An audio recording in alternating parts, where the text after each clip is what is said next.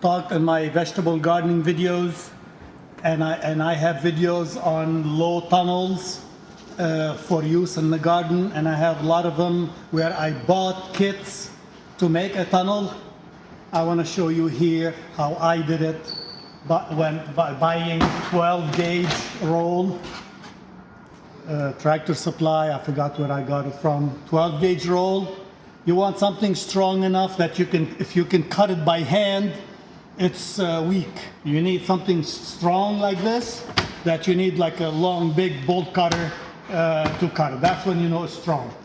And the way I did it is, first I measured 4 feet. So this is the template. And just so I don't scratch myself, I put duct tape here and duct tape here. And two of us, one person lining up the template on this roll and the other person cutting.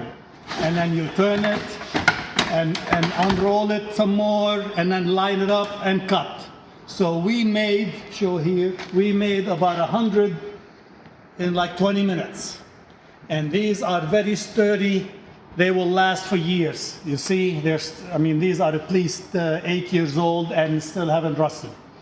And the nice thing about them, when you get good quality, strong wire like this, is that you can put it like this, like let's say 4 foot wide, so it will be a low tunnel, or you can squeeze it and now it's narrow and tall, depending on the use that you need.